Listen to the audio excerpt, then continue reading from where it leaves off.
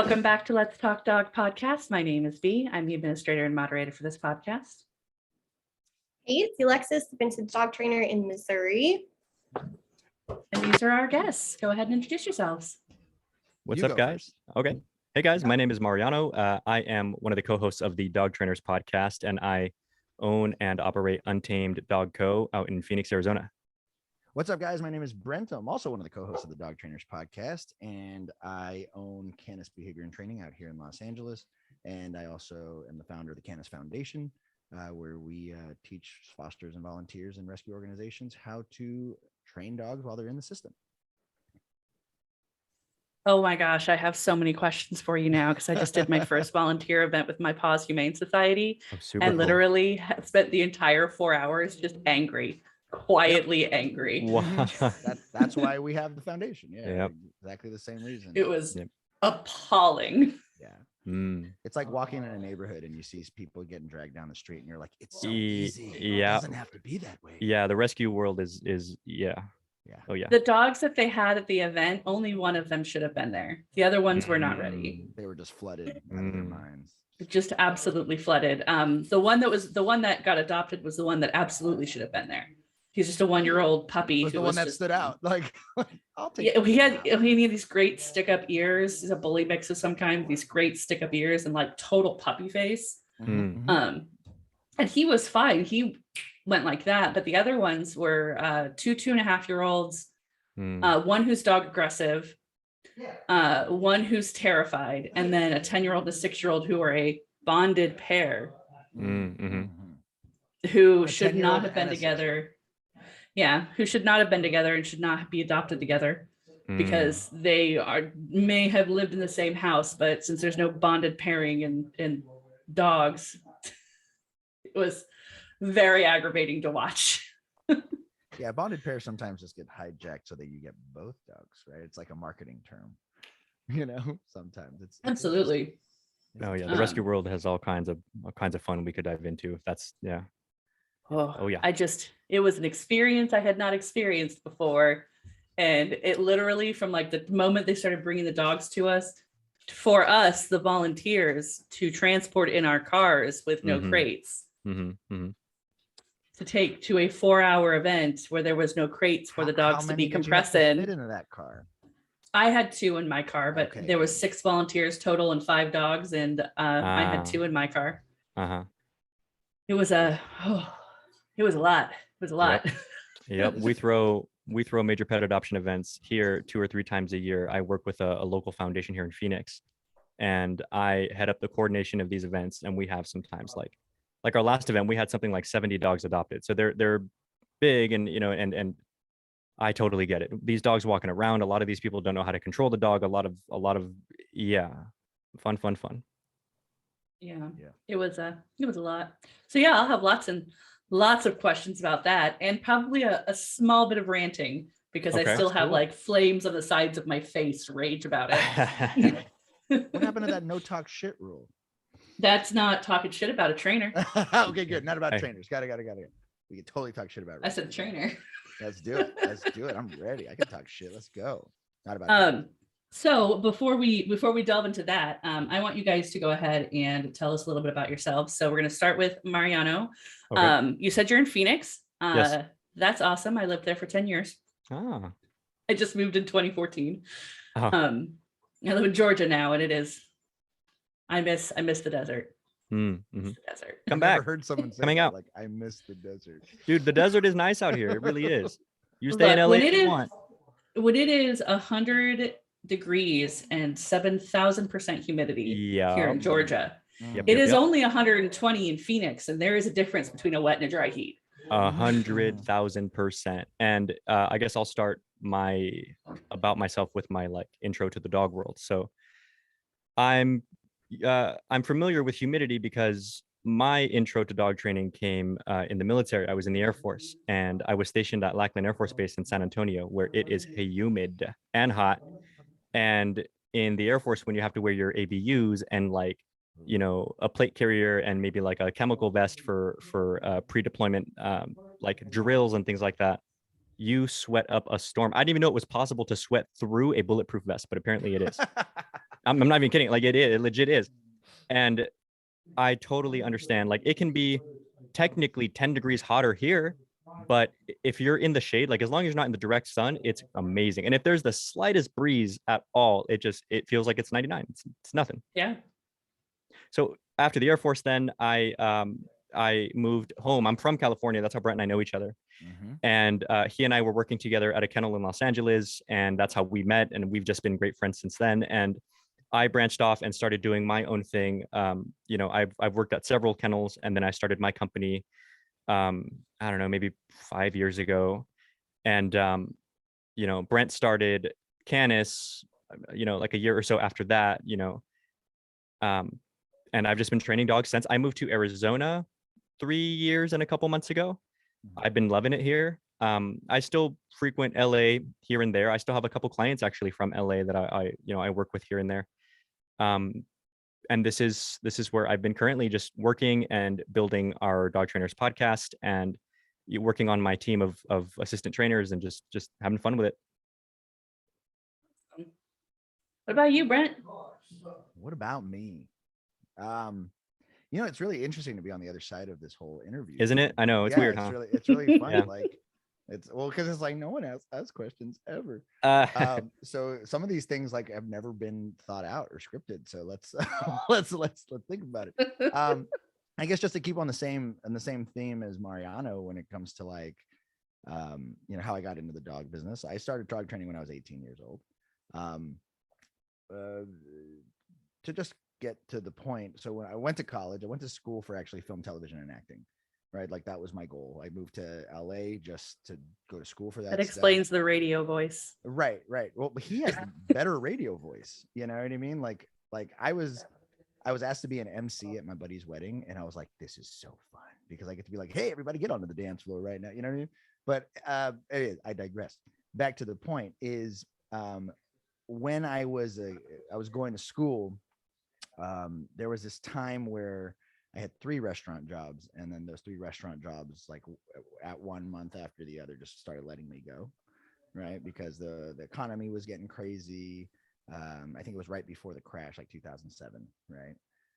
And so I got a lot of time on my hands, and luckily I had a couple scholarships and financial aid that I had some extra money while I was in college, just enough. And mind you, like I'm not a good saver, so I had like just enough to get by. And so while I had all this extra time on my hand because I didn't have a job, I was just volunteer at the animal shelter, right? And prior to being at the animal shelter, like my uncle had a horse ranch, and he had, llamas and goats and sheep and all these things. And every summer and every winter, I'd work on this ranch. And so, some people ask, as a dog trainer, they're like, oh, it's a gift that you have. You just have this gift with dogs. And I'm like, I don't know if it's a gift as much as it like I learned that shit because when a horse is trying to kick you or like a goat is trying to like ram you with his horns, like you start to pay attention to behavior and not just assume like every animal is there to kiss you and love on you, right? So the more you spend time with animals, the more you kind of realize a situational awareness of what's going on around you. So I took those skills, I went into the animal shelter, and I was probably there for about a solid 6 months. And I was there to a point where the animal care attendants or the ACTs, the technicians, they saw me all the time that I'd be like, excuse me, can you open this kennel for me? And they'd be like, you know what, kid, just take the fucking keys. You're going to be here for 4 or 5 hours. Just take the fucking keys, give it back to me before you leave because I was bothering them. I'd bother them every 45 minutes. I would work a dog for 45 minutes, play with them, tire them out, put them back in, grab another dog. And I would do this for hours, right? I had a lot more energy then than I do now, for sure. And it got to this point where I had the keys to the kennels, even the kennels in the back, even like the aggressive dog kennels. I didn't find that until later. So behind people's back, I would take these keys and I'd see a dog, because I would drop feeds at the shelter also. So I would have to see these dogs, and I would see that there were some dogs that would never get walked or some dogs that were just scared. And so just my curiosity and kind of being a little bit of like a rule breaker, I would go behind and I would take these dogs out and I'd play with them in the yard. And I was able to get some of these dogs to open up. And then I would tell, I'd go to whatever the animal care technician and I'd be like, are you sure this dog's supposed to be back here? Because anytime I feed it, it's really nice. But really, I put in like hours and hours of socialization and, playing and just getting the dog acclimated to the shelter. And so I started feeling like I was doing something really awesome. Right. And when I was doing something really awesome, I really enjoyed that vibe of just giving to the dogs and not wanting from the dogs, but just giving to the dogs. And long story short, I did that for many months, and I fell in love with a Rottweiler and a pit bull that came in together. They were a bonded pair, and I needed to get them a home. So I didn't know I was doing sales back then, but I would literally pitch dogs to people. Right? I'd be like, "Oh, this dog would be great. He's super great with the tennis ball. He loves to play tug of war. He's very strong. So if you have a yard, with whatever I knew at that point, and I would watch every episode of Caesar Milan. So I ended up getting the pit bull adopted, and then the Rottweiler named Chucky. He wasn't getting adopted because he's a big, scary Rottweiler. Right? So I loved this dog. I'd work with him every week, and I come into the shelter one day and he's gone. So I'm just like, "Yay, he got adopted." He ended up getting euthanized, right? And I remember being 18 years old and being just so fucking pissed about what the fuck? Why? Well, he bit somebody. When? He's a good boy. Well, how did he bite somebody? So I remember just being angry. I remember being frustrated. I remember being pissed off. I remember having all these emotions and just being an 18-year-old kid in the shelter who was in love with this dog who ends up not being alive anymore. I fucking lose it. And so I'm going up and down the shelters, just like throwing a tantrum pretty much. Like that's all I could explain, but I was causing a scene. And I remember being like, "What the fuck?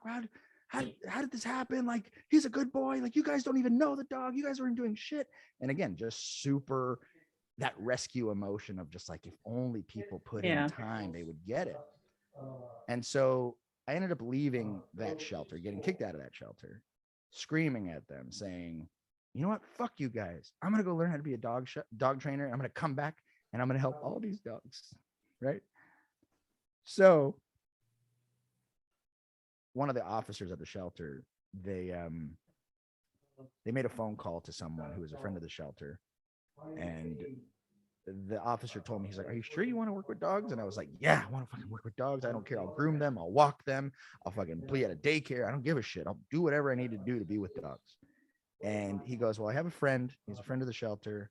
He just opened up a kennel and he's looking for employees. So I'll give him your number." So 2 days later, I end up having a meeting with the guy who will be my mentor for the next 10 years.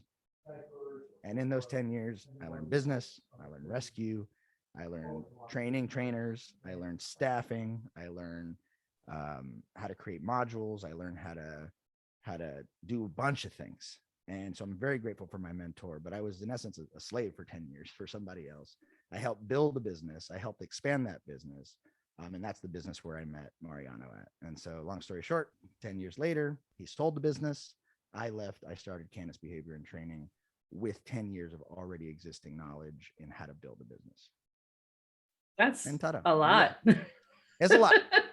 It's a lot. It was definitely a long origin story. So That's all right. Every villain has an origin story. mm-hmm. Did you say every villain has an origin story? Every villain. It did. Every villain. The anti-hero. Let's be honest. The first half of that sounded almost like it was about to become a villain, or on a. He's like, anyway, so I origin shot up the story. rescue, and So I killed everyone at yeah. the shelter. it was right about my second to last victim that I thought maybe I shouldn't be doing this, but I did it anyway, right? So Training dogs. Yeah.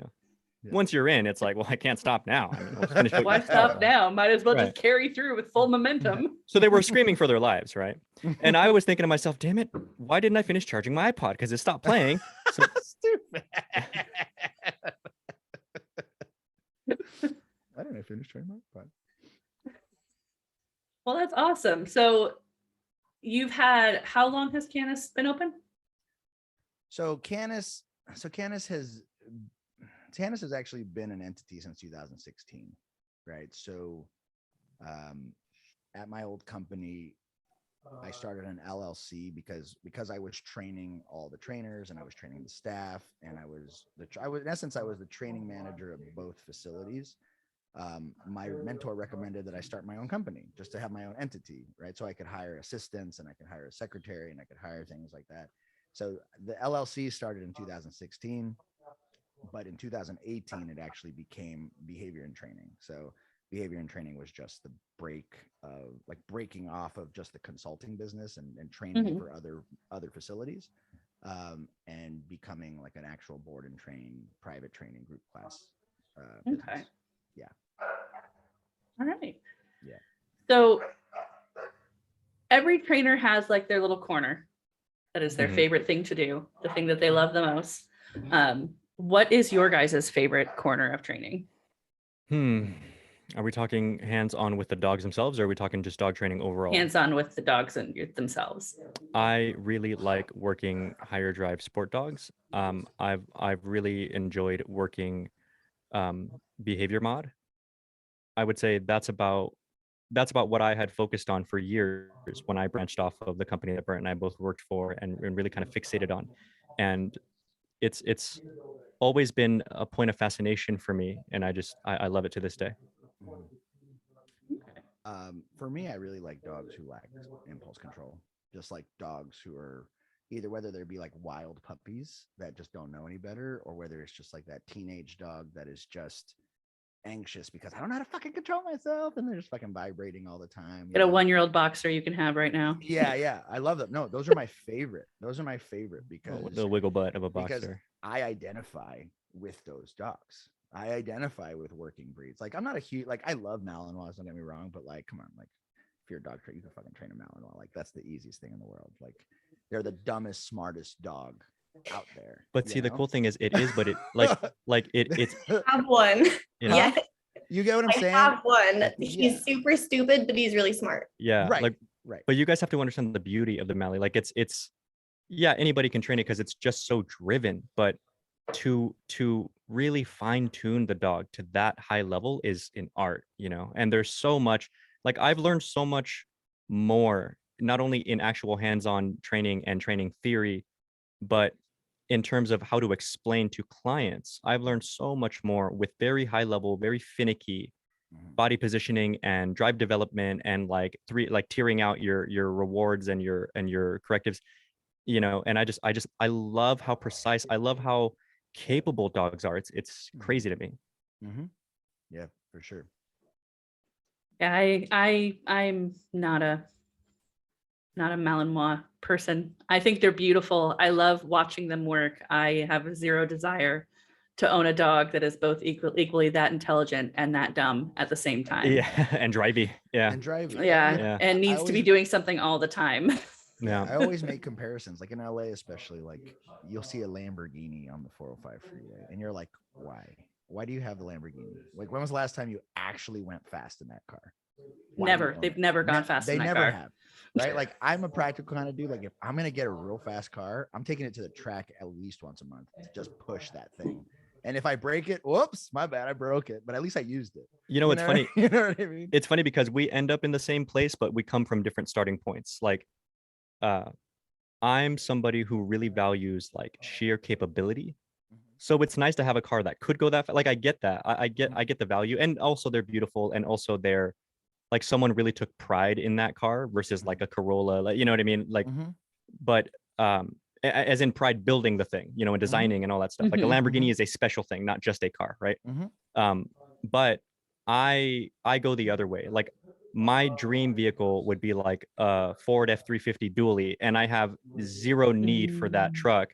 But I just love the sheer think of all the options. Yeah. Well, I just love the sheer capability of it. Like I love that. Like, want to go to the beach? Yeah, okay. You want to go, climbing off the face of the earth? Yeah, okay. You want to go there in like relative comfort while you're at it, playing CDs and having massages in your seat? Yeah, let's do it. Like I love that it can do everything. Yeah. Yeah. That's awesome. I'm a Jeep person. I love Jeeps. Okay. I I like a nice person. I like a nice Jeep. Cheap? Jeep. Jeep what? Like What's a your Jeep? Wrangler. I don't have one now. Okay. Currently, I have a Nissan that has seen better days. I hear you. But what I did have was I had a 96 Jeep Wrangler XLT with color? a body lift and giant tires. And Nice. Dang. back when Jeep still had steel roll bars, cages built into it. Yeah. Yeah, I Yeah. rolled it more than once. Oh, did you? Legit. That's Yeah. legit. I grew up country, and too. Yep. We utilize our off-road vehicles off of the road Yep. frequently. Yeah. I grew up in Sometimes while Mexico. not sometimes while not in the best state of mind. You guys want to do a donut? I'm drunk. Yeah, I rolled my Jeep down the side of a small mountain. Oh, I was geez. fine. The Jeep was fine. Right.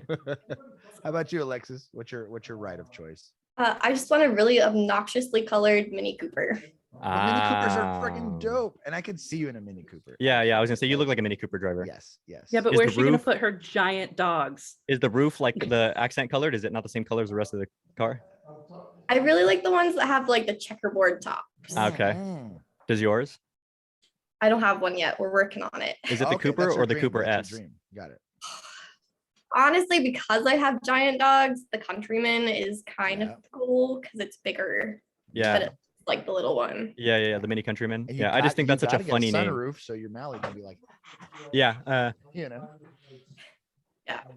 Yeah. I could see both of them doing that. Out that little car, just like. Well, what's your guys' like little corner of the training world? What's your preference there? I only just started training actively professionally in the last couple of months. Oh, okay. I'm an apprentice still. Cool. I'm apprenticed to Inglenook Training Academy with Shelly Carey. Okay. Very cool. And my plan is to work with to create a puppy program Cool. that is fairly unique that I haven't seen so far. And that is I drive a little purple school bus that I use for traveling. Okay. The little like 6-window purple school bus that's been converted on the inside. Mhm. So my 5-year plan is to get a full-size school bus, tear everything out and have it custom built with like 6 or 7 kennels built into one wall. Mhm. So that I can do a puppy program where I take your puppy for a month and I expose it and socialize it in every possible scenario, environment, everything, all, while working on social skills and basic manners and things like that. Because I want to eventually puppy raise for service dog programs. Amazing. Ah, very cool. Okay. Um, Does this include socializing it to the horror stories of the world when you're listening to those podcasts about small town murder? Yes, it does I got it. actually. Got it. Yeah. Super cool. I like the service Yeah. dog world. Yeah. What about you, Alexis? I love working behavior mod cases. Give me an angry dog that's trying to rip my face off, and I'm happy. But then on kind of the personal side, I would like to get into protection sports. Ah, And kind of start venturing that way. I've got the crazy high drive, insane working line German Shepherd. That is the most challenging dog I've ever dealt with. What and color? It's mine. She's all black. Ooh. The black one. Like Oh, her now soul. Now you got to hear Mariano's story. On there. Who's that? This one. oh got my one. god. Yeah, So that one. I have this love affair with all black shepherds because I'm wearing our podcast shirt, but on my Untamed like business shirt, my logo for the company is this, if you can see that. Yeah. And this is a client's dog. He is an all black German Shepherd. His name was Batman, and he was the perfect dog ever. I trained him. How long has it been, Brent? Like year. It's been like 4 or 5 years, I think. And I remember training this dog, and he was that perfect. Like I know that perfect mix that shepherds can have. That like I've never seen a Mal have, but I've seen a couple of shepherds have where they're drivey and capable, and they can do decent in some like sport fun. But he's also even keeled and can just be a house dog without driving you insane and like yipping at you every 10 seconds. And this dog was just perfect. He was like a big stupid lab in a black German Shepherd's body, and he was huge and he was just perfect in every way. So I trained him and I sent him home. And while sending him home, clients are moving from like one house to another, and they're like public figure, like celebrity clients. So they're like buying this big house from that big house and what have you, which means they live out in the Hollywood Hills, which means we're talking like coyotes and snakes and whatnot. Like it's green out there, right? It's not like super city out there. And I send the dog home, and like not long after I sent him home, he gets bitten by a snake in their yard and he passes. And they text me about it and tell me, and the poor mom is like, I was gonna call you, but I honestly can't even get my words out. So I'm just gonna like text you and let you know this happened. And I was just like, oh no, like I was really just upset. And I made this like emotional like Instagram post about it, and I cried about it. And it was right around the time that I was starting my business. So, or rather that I was rebranding my business anyway. Yeah. So we were trying to come up with like a name and a logo and a, you know, and a this and a that. And I wanted my logo to be Batman, and I wanted him to be like alive looking. So that's why it's running, you know, but it's him, it's this all black shepherd. And I came up with, you know, Untamed, something that just sounds so like free, you know. Mhm. And I was in the room when that. yeah, he was in the yeah. Brent and I kind of like he helped me come up with the idea for the logo. And you know, he was the one I was talking to when I was making the post for Batman on my Instagram, on my Instagram. But the coolest thing happened like 7-8 months ago, sometime late last year. This same client, because this was years ago that Batman passed, right? This same client reaches out and they're like, hey, so enough time has passed, we got us a new dog. It's from the same breeder as Batman, it's from the same mom as Batman, like it's super similar, looks a lot like him. Different dad, the dad's a little drivier, but he looks just like Batman. He's more energetic, but I immediately fell in love with this dog. And they were like, so this guy's name is King. Do you want to train him? And I was like, yes. And the mom was Yeah. like, so we shoot, you know, she shoots her TV show like 6 months out of the year. Would you possibly be interested in like helping me basically watch him half the year, like basically share this dog? And I was like, yes. So I go out to get him, and it was just this cool thing. Like I actually went out to LA for my grandmother's funeral, and it was like this, and I'm like Hispanic. We're super close with like family like that, right? So it hit me real hard that she had passed, and it was just one of those times where, you know, like it wasn't a tragedy, like she's older, but at the same time, this sucks, right? So it was kind of nice to be able to do the funeral thing one day, and then go pick up King the next day, and it was such like a pick me up, right? And when I'm there, I'm asking his mom, hey, so whatever became of Batman? And she was like, well, we had him cremated and so on and so on, and you know. And I was like, do you still have his ashes? And she said, yes. And I was like, well, can I have some? And she said, yes. So I have his ashes in this tattoo, and I have the rest of them here in my house with a little like keepsake for other animals that mean a lot to me. And I have right now King too. So black German Shepherds are a special thing to me. I don't think I can live without one. With- I already without a have black one. plans to have another one eventually. Yeah. Yeah, I hear you. I want two. I want a male, and I want to name him Khan after the Star Trek villain. Con. But in honor of Batman, I want a female, and I'm gonna name her Nightwing. Yeah. I that'd like be that. cool. Like it. Yeah.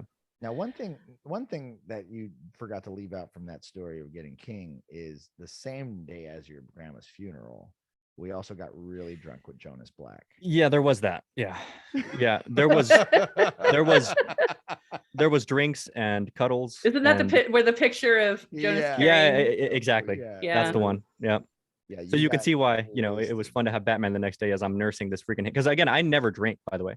So Yeah. I go. You were like 5 shots of tequila in. Yeah, and it well, was- Jonas shows up. His exact first words when he shows up, you know, there was this kind of like somewhat rude host of the like the, you know, the host that stands behind the podium and stuff. And I get there first before Jonas and Brent, and I'm like, all right, so can we have a table like here? And he is like, yeah, sorry, but it's busy. So there's like a 90-minute like time limit basically, and it starts when you get seated, and they're not here yet. So I'm like, all right, well, let's not like waste these, you know, whatever minutes until they get here. So I'm like, okay, well, can I go hang out at the bar? And he looks kind of like, I guess, you know. So I go wait at the bar. Jonas shows up, talks to the guy. I see him walking in, and his exact first words are, the host is kind of fucking pretentious. I kind of want to punch him in his fucking face. Anyway, 3 tequila shots, please, because we're at the bar. And I'm like, shit. And you know, so we start drinking, and you know, and it's a done deal. I was gone that night. Great. It was good. Jonas said it. That sounds accurate. Yeah, yeah, It it was was awesome. fun. Jonas is real cool too. It was super fun, but man, oh, I hate the feeling. I've only ever had this twice in my life where I wake up from sleeping still drunk, Yeah. and I feel awful. That has happened to me many times, but I was also in the Navy. I see. Oh, you were in the Navy. Ah. Okay. Yeah. Squids represent. Squid We represent. do. Yeah. I was a spook. I was Navy. I was a cartologist. I was intelligence. Oh, I see. Oh, cool. Yeah. So I spent a lot of time very intoxicated. Yeah, but pretty Navy high people go hard. liquor tolerance. Yeah, we do. We do. Navy and Yep. Marines go hard. Yeah, Navy Marines go hard. Yeah, I noticed that. Yeah. So I my silly question, my first silly question, and you're not allowed to cop out, just All so right. you know. All right.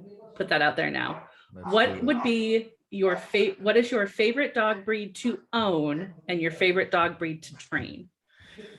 Good question. Man, I don't know. See, I know I can't cop out, but I don't really have like a least favorite breed to train, so I don't really know if I have a most favorite breed to train. I guess That's a I cop would. out. All right, okay. Is this a cop out? I really like high drivey breeds. I really like working with high drivey breeds. It's just so fun. Like Doberman Shepherd, Malinois, even breeds you wouldn't expect to be drivey, but they can be, like Labradors and poodles and like standard poodles. So I They're really hunting love. dogs, of course they're drivey. Right. But people don't think so. People think of a poodle as like, you know what I mean? Weimaraners are a ton of fun. I actually really enjoy Frenchies because I feel like a lot of trainers for some reason have trouble training Frenchies. So I get a ton of retrain Frenchies and they do amazing, but I like them. I do like whenever I get really rare breeds, like I'll get a Basenji, I'll get a Sholo, I'll get different things like that. And I enjoy it. And dog to own, all black German Shepherd. And when I'm really old and retired, I want a pug. Yes. Well, I mean, they are couch potatoes. They are basically potatoes that bark and live on your Well, couch. The cutest thing I've ever seen in my entire life is a pug in a raincoat. And it was the There. most adorable. And the raincoat like tapered off over the whole dog. So his little like curly tail was underneath, like wagging because it's looking right at me. And like, how the raincoat, like it opens like this. And so I just see yellow and big bug eyes and like, and its tail in the back end is moving the raincoat underneath like this. So the raincoat's like, and I'm just like, I must have you. So, when I'm done, when we're no longer young and capable, I'm moving on from shepherds and and I do want to mal at some point and get into competition for for funsies, and I guess it'd be good for business and all that. But then I want my pug, and I'm just going to be chinchillin. Like a villain. There. Yeah. All right, Brett, what about you? So I didn't know. So I just recently adopted 2 dogs from a client. You did? Well, yes. Okay. The paperwork's being drawn out. But Okay. I have my dog Dynamite, who's a Doberman, right? I've trained many a Dobermans throughout the years. And I loved when I was thinking about getting a puppy, I was like, Dobermans are awesome. So I went to a litter of 10 puppies. Luckily, it was like a rescue, right? Now, mind you, they were puppies, so I'm very aware I got a puppy for rescue prices. But the mother had von Willebrand's disease. So he's a carrier of von Willebrand's, but he doesn't actually have the side effects of that disease, which is a blood clotting disease, right? So a purebred pregnant Doberman got surrendered to a rescue because the breeder couldn't sell those puppies Right. in good consciousness, right? So I got to pick the best puppy out of that litter, and Dynamite is one of the best puppies. Would I get another Doberman? No, I would not. Not because I don't like them, because my heart is in cattle dogs. I love cattle dogs. They're little shitheads. I had 4 cattle dogs when I was a kid, and anytime I train a cattle dog, there's this nostalgic, aspect to it. Like that dog just always just gets like 30% more attention than the other dogs, just because I just have that vibe with it. And they're assholes, but they're also really smart, and they're also, so I like that personality in a dog. But the 2 dogs that I adopted from a client, Great Pyrenees and a Tibetan Mastiff. Okay. Mm-hmm. Now, when I was growing You up, got a polar bear and a regular bear? yeah, pretty much. What are their names again? Is that Mama and Grandpa? Okay. Mama and Grandpa, pretty Okay. much. Or that's what the names of the dogs are. Yeah, Okay, yeah. Mama and Grandpa. And these 2 dogs don't act like their breed standard, which is great. Okay. So the Tibetan is super territorial and protective, but completely chill and lazy and just like like a doofus, like what you would expect like a Newfie to be, right? But don't sneak into my house because you're fucked. Okay. The Great Pyrenees thinks he's a golden retriever.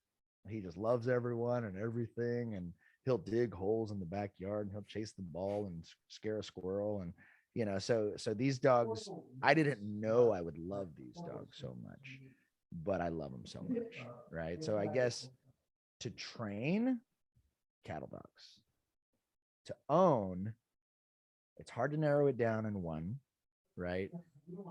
But I would own a cattle dog.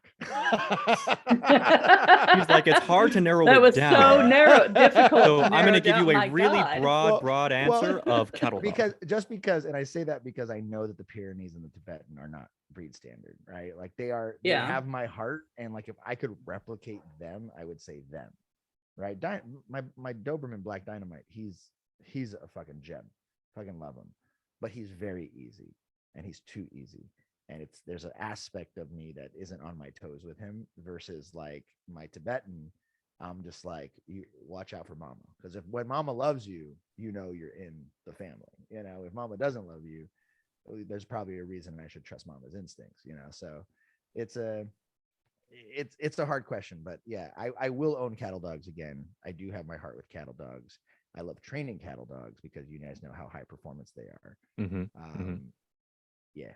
So there's that. Cattle dogs and cattle dogs. Boxers and Huskies. Those are my favorite. Boxers and Huskies. They are my which one would you own? I own both. Huh.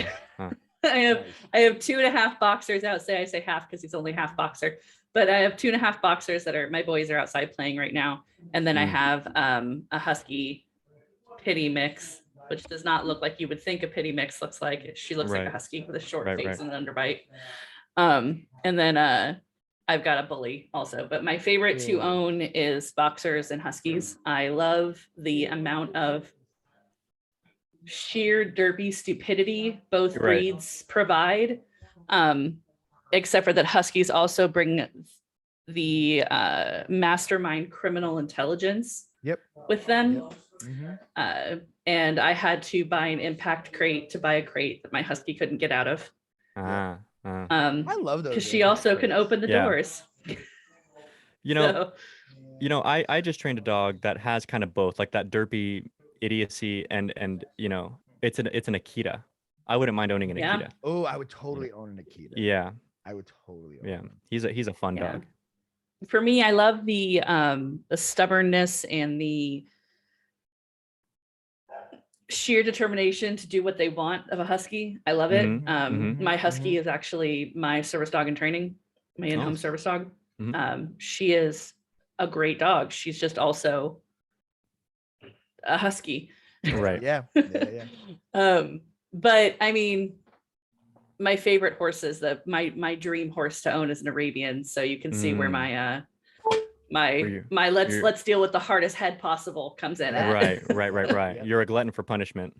Yeah, basically. And then Yeah. boxers, just my first service dog was a boxer. And I got him from a really terrible situation, and expected that he wasn't going to make it through the week. And then he did. And then I had him for 10 good years. He was 12 when he died, which is not young for a boxer. Right. And he just seeded this like absolute love for having a boxer, because they bring this kind of joy and unrestrained silliness that I've not actually seen in any other breeds, Right. the way that you see it in a boxer. When that So boxer I have wobble. two. Yeah. I love the boxer the wobble. spit. Yeah. Yeah, they absolutely do it all of the time. But my baby boxer right now just turned 1, and I don't love him right now Mm, because I do not love teenagers. Yep. And my other one is actually the dog that got me into dog training because he's very reactive. He's fear reactive. And I got to experience, he's 2.5, and I got to experience what it's like to own a dog that you're afraid to take anywhere. Yes. And then you feel isolated, and it's freaking terrible. And I don't want anybody else to feel like that. And that's why I decided Right. to start training. Why I dove into starting to learn to train. That's awesome. But those are my favorites. muzzle train that dog. He is muzzle trained. He doesn't need it, but he is muzzle trained. What about you, Alexis? I'm a shepherd person. The dog that got me started as a dog trainer was a German Shepherd that wanted to kill every dog she saw. Mm. Um, and it was horrible. And dealing with trainers that were just like, no, you're never gonna fix this, just euthanize her, was horrible. And I was like, no, that's not gonna happen. I'll figure it out myself. And I did, and then just fell in love with them. So now I've got a Black Shepherd that just turned 4, which is really sad because I feel like she's not a baby anymore. And then I've got the Mali Shepherd mix that is my Ooh. rescue fail when I was working in a shelter, and Okay. brought him home thinking he was older than he is, and I brought home a puppy, and it's been he's getting on everyone's nerves. You don't say. Yeah. He's also the same age as Gambit, so he's also right at that sweet he's spot right of at when you're like Wow. teenager. Gambit's a good one. I like X-Men too. Gambit is his name. Yeah. I'm sorry, I'm just ordering food on Uber Eats because I haven't eaten all day. I haven't either. That's Shit, I know fair. where If I'm food is. looking away at the camera, You should order food on Uber Eats too. Yeah. Where's my phone? Yeah, it's over here. I'm feeling like some Italian. You guys want some pizza? I'll order soft food. I used to. I do have that. tacos right there. There you I go. made tacos. I used to buy food for people at a distance. So you're saying your favorite dog is a shepherd to train or to own or both? Probably both. I also though have a gigantic soft spot for dachshunds, and I really want one. Oh, Yes. okay. I trained a pair of them a few years back, and once I like won over their stubbornness, they were the best little dogs ever, and were just kind of a joy. And like I couldn't help but just smile the whole time I was working with them. Okay. And they were just silly and goofy and like the most brave little badass tiny dogs I've ever met. Yeah, they're such a cool like package, right? Like how tough they are. Like I work with the German Shepherd Rescue and the Pit Bull Rescue and the Rottweiler Rescue and the Doberman Rescue and all these tough breed rescues. And I also work with the Dachshund Rescue of Los Angeles, right? And I've trained more fucking biters Mhm. from the Dachshund Rescue. Doxies, yeah. Like more aggressive, like severe, like, oh my God, I'm scared of you. Like I've trained more of those dogs from Dachshund Rescues, but the turnarounds, man, like when you train those dogs, like they're freaking awesome. I love them. I love them. I love their names too. Like there's a Doxie rescue out here in Tucson, which is like a few hours south of us, but they send me their aggressive Doxies, and I love their names. Like we trained one named Herman. We trained it's just I just love those stupid little names that they give them. Howard, and he looks like a Herman too. You know what I mean? I love it. Yeah. Oscar, like the wiener. Yeah, like the wiener. Yeah, of course. Yeah. Yep. Always the case. I have a friend who names every time she has a dachshund right now, but every time one passes away, she gets a new one, and she just names them in succession, like names from Lord of the Rings. Oh, I just sent home a Samoyed puppy, and this owner, he's like a wealthier guy from Ottawa in Canada, and this is his 5th Samoyed, and he names them all Sammy. Yeah. Like all of them exactly Sammy. It's not like Sammy the Second, it's just Sammy, and they've all been named Sammy. And he said, he was like, yeah, if I keep getting, they're just all going to be Sammy. So I was like, okay, sweet. So a great way to not have to relearn a new name. Yeah, well, I think he did it to be like not funny, but it's kind of funny, and also has like like Sammy the Samoyed, like you would hear like in a cartoon, like Artie the alligator, So it was funny how. I wonder if people are like, Sammy's been alive for 40 years. I know, 40 Probably. years. Edward Cullen over They here. clone Sammy. Yeah. Well, and if you get a well-bred Samoyed, they all look the same. They all just look like true. little clouds. Yeah, I mean, and They he's just a look like handsome. giant Eskimos. That's Yeah, all. he's a handsome. He's such a sweet boy. Like he's what Brent was talking about, the rambunctious puppy who just needs to learn how to be a bit patient and have some impulse control and learn how to play. Like it is quite fun to work with puppies. I've never struggled with impulse control on a dog the way I do with my boxer. Mm. And this includes my other boxers. Like he is just, and I think it's because he's normal. Like he's not damaged like all of the rest of my dogs. He didn't come to me damaged. He's just like a normal puppy. But that tends to be most people's like origin story though, because one of my dogs, like my introduction to, maybe not like my introduction to e-collar training was one of my dogs. Simba's like 8 now, but man, when I got him, he was a handful. And, you know, I was obviously, this is years ago, right? So I was newer as a trainer. My skill set was way more limited than it is today. My understandings of tools and how to run them, and you know, and he was difficult. So I was looking into just different ways to train, and I found e-collar training, and you know, and it totally changed the game for him. And funny enough, you know, there was a time when Brent and I were like anti e-collar, Yeah. and you know, once I learned really how to run it, and the better I got with it, the more like versatile of a tool I realized it can be and what all it can really do. I was like, oh man, yeah, these things are cool. Yep. I am not experienced enough yet with e-collars to want to Yeah. train one of my dogs on them. No, it's I all do good. have a dog that is e-collar trained. She was e-collar trained by Norca, but I don't Oh. use it because I don't feel like I am competent enough. Ah, okay.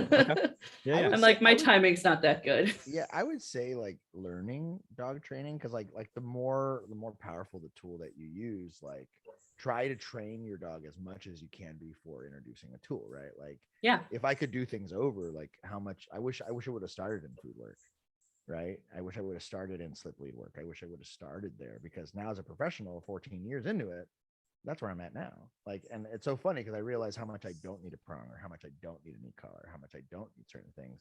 And early on in my training, it was all like like selling. Literally, I had to sell people pinch collars, right? And I just be like, "You get the pinch collar; it's the best. Let me tell you why it's the best." And I realized, I'm not getting paid by Herm Springer to pitch their collars. Right. Like I wish I was, but I had to in order for me to do my one trick pony approach. Right. The program with the yeah, exactly. Yeah, the prong collar program. And so, you know, yeah, if try like I just because it's popular, e-collar is popular, you don't have to do it.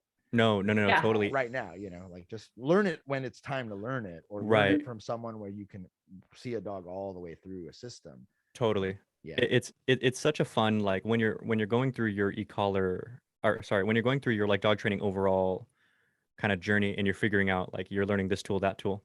Definitely, I tend to agree. I think it's probably going to be best for anybody to start with food, because you learn the principles of dog training that stick no matter which tools you add on, like timing and engagement and reward events, and you know, and all the things that you're going to need if you really ever want to be like high level in terms of precision and fun and engagement and all that good stuff.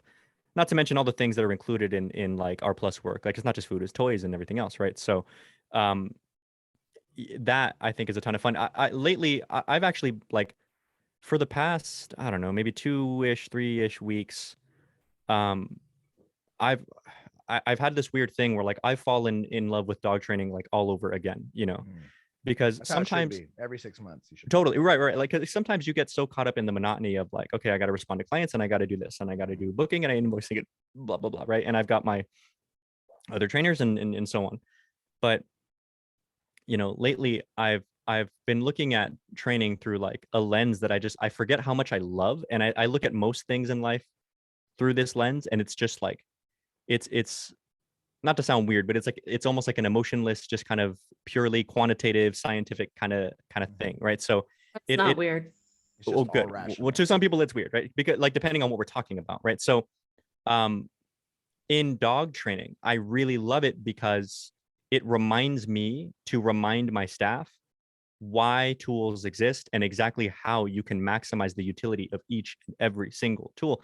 And if you're looking at things scientifically and pragmatically, then like Brent was saying, you have to ask yourself, does this dog really need, like explain to me why we're going to put an e-collar on this dog? Like what's the purpose? What is the function? Because e-collars are good at what? And then we break all that down, the different types of training and the quadrants that e-collar like excels at versus food, obviously, you know. And so we start to get into the quadrants of like, this tool does this really well, that tool does that really well, the prong collar has this difference from the e-collar, you know, and like, and we start boiling everything down, and then we start throwing the client into that equation, like, okay, but then the client's like an older person who can't quite blah blah blah. So it's so fun to just throw all this like shit at my brain, and then I just get to like chew on it all day long. Like it's like my mental chew toy, and I've been loving it. So I've just been falling in love with dog training all over again lately, just having a blast, you know, reconditioning super simple behaviors, and you know, just to do it, you know. But e-collars and prong collars and food and toys and all that stuff, it's a big world, and they each come with their own like ins and outs. And I would probably agree with Brent, like you should consider starting with, you know, engagement based training, food, toys, whatever, first. I'm gonna pause this real quick for 1 second. I gotta let my dogs in so that they stop irritating the neighbors. No worries. Because Well, we haven't heard puppy- Alexis's her start in the training world. I mostly observe because I was roped into this. I get really anxious and new people are hard. I see. Hence, Are I we just new people? yeah, How are we new people? I don't So you're know. saying you've never listened to an episode of the podcast? Never. I She knew said it. no. See, Okay, I it's all told- I good. knew it. I knew it. I knew Well, it. tell us about your intro to I training. always mean to. And then I really struggle with paying attention to podcasts while I'm like Doing other things. Yeah. And so unless I want to just sit and stare at the wall and just listen to it, which will probably happen because I'm kind of burning out on my normal avenues of entertainment. Right. Do I you end drive a up lot or no? getting- You don't. No, I don't. I kind of tend to walk places. Oh. I walk a lot. That's perfect time to listen to a podcast. Yeah, that would be probably a good time. I always just put on like music and jam out and I don't know. But yeah, podcasts are on my list of like I want to get better at listening to them because I always try it when I'm like working my day job. Right. And then I end up being like, I did not absorb any of that. And that was just voices in the background. What is your day job? So I work remotely for a utility management company while I'm trying to build up training clientele, which has been really hard having relocated to a new state. Right. Right. Of course. Mariano did that a couple of Yep. years ago. So Yeah. It's been really difficult and it's not going super great. I've got some tips for you then because I just had to do that a few years ago. Yeah, so far it's kind of just been sucky and it's really discouraging and it is what it is. But yeah, so right now I sit at a computer all day and now I just basically assign work to other people and do research on utility providers to find all the ins and outs of doing stuff for them. I see. It's super great, super fun, really entertaining. That was probably the perfect time to get into podcasts because I have a lot more free time while I'm working. Not free time, but Sure. I don't have as like an intensive job anymore. Whereas before it was like 8 hours straight of trying to process things as quickly as possible. Now I get to just divvy that out to other people and relax Nice. a little bit, That's which has great. been really good for my anxiety. Yeah. Yesterday, the UPS guy, man, he was jamming out. He was bumping some old school, like good shit too. He was playing Gangsta's Paradise. I could hear it from my house. He was like bumping it. And I was like, man, this dude has a fun job. You just like go from house to house, dropping packages, listening to music. Like that's pretty legit. I freeze? Or did you guys freeze? No, Nobody froze. nobody Are froze. you frozen? All three of you guys froze on my end. Oh, it was your end then. Okay. Whatever. But okay, so Alexis, so then tell us about your like intro to dog training. Yeah. So I guess like the official start of it was when I was about 18. Actually, you never even told us your like, or maybe you did, your kind of corner, your like favorite element of dog training. Yeah, so I mean, at this point, I kind of take whatever falls in my lap, and that could be a puppy, that could be a dog trying to rip my face off. But I really like the behavior mod, reactivity and aggression is, I mean, I don't know. I like seeing people realize that they can actually live with this dog and enjoy their life with the dog that they previously couldn't. So I kind of started like real getting into dog training. I was about 18 with my first German Shepherd. That was, first rescue dog as an adult. They did not disclose anything about this dog and took her for a walk and she bit me because she was freaking out seeing another dog. It was a lovely wake up call. And then just kind of poured all of my time into just figuring out what to do to fix this and work through that problem. But I was kind of the awkward kid that didn't have friends and didn't like people, but we had dogs growing up. And so my like thing to do was to go out in the backyard and just train the dogs. Okay. So that was what I did as a kid, was just, who needs human friends? We'll just go teach the dogs how to do stuff and that's what I did to keep busy. And then had like the longest period of time where I was like, I'm not a dog person. I don't like dogs. And then now I'm a dog trainer. Right. So So what you're saying is I you know. weren't self-aware when you were younger. no, But now no, you're more I, like, self-aware. I mean, it was an interesting story of how it got to be that way. Uh-huh. Basically, my mom's dog got in the house and ate my bird. And at that point, I decided You're I don't like, like "Fuck dogs anymore. Yeah. Until I brought home my German Shepherd Mm. that I like just fell in love with. And here I am now with 2 high drive monsters and the monster cat that might as well be a dog. Mm. And no birds, hopefully. Not at the moment. I have had birds. I like working with birds. Birds are weird. I don't know. I like them. I've had reptiles, frogs, fish. I just prefer animals over humans most I'm of the scared of time. snakes. I'm scared of snakes, and I'm scared of I snakes. had Like people, 5 pet snakes at one point. I can't like do I it. snakes. love my I pets. love them. I love snakes. I can't do it. One day we'll have them again. I don't have any at the moment, but They're such Yeah. great pets. they really are. And they're really You- affectionate. I haven't I'm trying had to any think if there's an affectionate animal I I don't have. like. Is there an animal? Yeah, love- scorpions. Oh, I mean, That's not an yeah, animal. true. It's an arachnid, and they're mean. Oh, I see. Okay. Yeah, you They're tell very me. mean. Yeah. Yeah, I wouldn't fuck with something that's literally programmed to defend itself all the time. No, I'm scared of Yeah. snakes. I'm scared of big tortoises. I'm scared of like Why? Why are you Tortoises- scared of big tortoises? What are they gonna do to because you? because it very slowly hunts me. Like I have a client who has I mean, I'm not- I am He not wakes kidding. up and it's right here. no like I have a client who has these 2 beautiful giant German shepherds. I actually have one here in front of this English Mastiff, and then I have another one in the living room. And this client, he has a like decent sized tortoise. It's like 90 pounds, like a big That's tortoise. a big fucking tortoise. You know It's not even and- really a big tortoise. what's that? It's not even really a big tortoise. I know, but it's big enough that like it stalks me, because obviously it's a tortoise, so it's slow. But like we'll be walking around the yard if I'm doing a lesson with one of the dogs, and it just follows me. So I leave to another place, and it will beeline it to wherever I am, and it follows me, and I'm scared of this Probably thing. thinks you have food. I think it thinks I am food, and I am not trying to find out.